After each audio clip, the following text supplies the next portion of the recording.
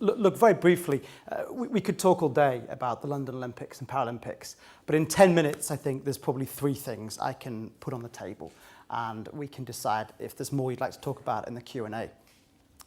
As Annalisa said, I had the immense privilege of being in charge of the diversity and inclusion programs for 5.5 intense years from 2007 to 2012.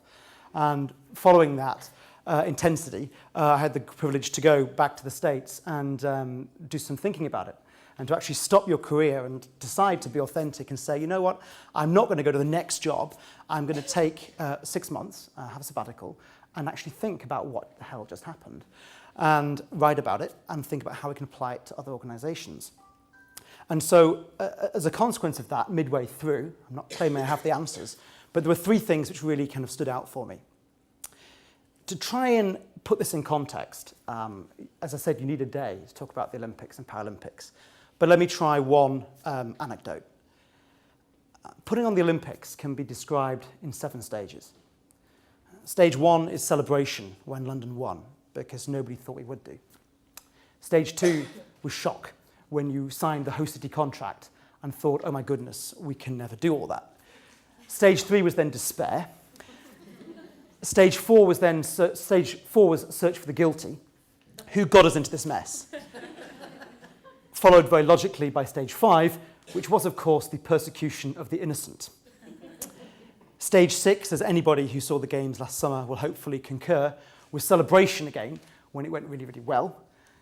And stage 7, my personal favourite, and one stage which anybody who's worked in corporate life may be familiar with, is of course the glorification of the uninvolved. So that's LOCOG. 3 things. Thing number 1 is about understanding. What do we understand about diversity and inclusion? Who here has responsibility within their own organisation, directly or indirectly, for gender equality and diversity and inclusion generally in their organisation? Okay, it's about a quarter of the room. Okay. My personal view is that every hand should be up, because I think everybody has responsibility for gender equality, men and women, everyone at all levels in the organisation. And in terms of understanding, there are 3 subpoints which I think came out for me. One was what we might call Diversity 101 programs, which are based from a very compliance perspective. So training, legal auditing and so forth, which we tried at LOCOG at the beginning, but I was at the back of the room and I was cringing. I felt that it was having a counterproductive effect. And I looked at the response of people in the room, particularly the men, and it wasn't working. In fact, it was actually taking the opposite effect and putting people off diversity and gender. The second part of understanding, I think, that's worth mentioning is Diversity 2.0 programs, if you will, which focus a lot on subconscious bias, implicit association, and things which are really, really interesting and can be incredibly individually empowering. But they're limited by the fact that it's an individual scale of action.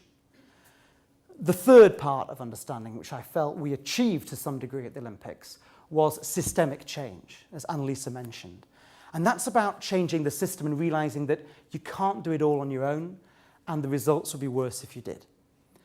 And I think that understanding about diversity inclusion, that it's a collective responsibility, it's part of the system, was a really important point for us in achieving the success we did last summer.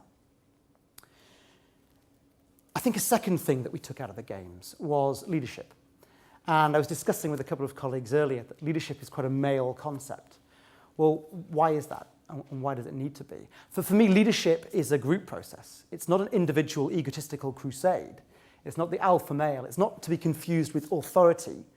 Leadership is a very organic group process. It's about getting a group of people, a team, an organisation to confront a problem and to say, how do we solve that problem? How do we actually better it for the sake of all of us? How do we position diversity rather than as a zero-sum game where some win at the expense of others, as really enlarging the pie? How do we really improve the collective lot for men and for women?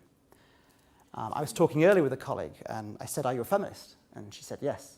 I said, so am I. And I said, often I get jokes, laughs by particularly men if I say that.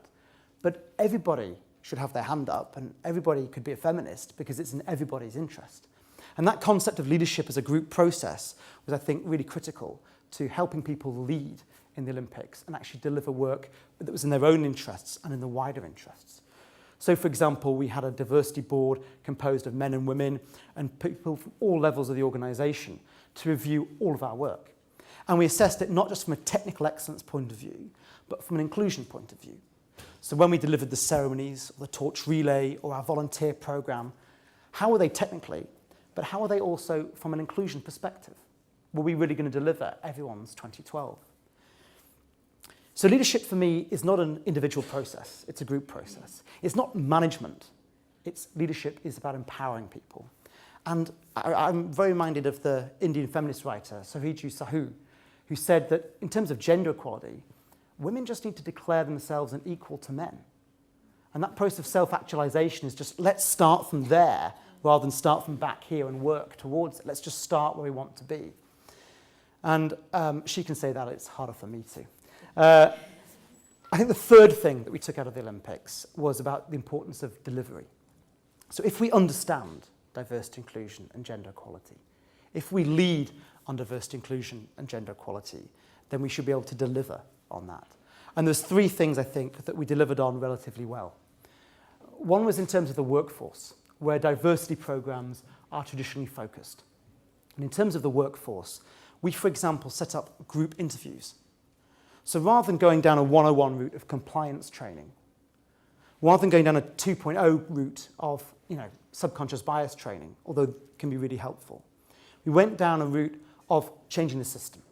So by interviewing in groups, it reduced the individual subconscious bias of an individual interviewer. Because even the most ardent opponent of diversity would think it odd to put through 10 blokes in one go every single time. And we didn't do that necessarily through immense thought about diversity theory. We did it because we didn't have any time, we didn't have any money. But those circumstances forced us actually to think creatively and think, if we do hire in groups, wow, you get a much more diverse result. And there's a lot of literature I've discovered to back that up. A result we got in procurement through the supply chain, an area I knew nothing about 5 years ago, was through being transparent. And the procurement team at LOCOG were almost all men, but appealing to the fact that they wanted reduced costs, which can be achieved by increased competition, which can be achieved by greater transparency in the supply chain, also allowed in minority-owned businesses and greater supplier diversity. And we ended up with 14% of our contracts going to women-owned businesses. And I'm convinced that only happened because we were transparent, because we adopted a commercial approach to transparency, which was also helpful in terms of supplier diversity. And the third thing I think we got out of it was in terms of service delivery. So when you actually deliver for the customer, and we had 9 customer groups who were all extremely demanding, how does that play out in terms of inclusion?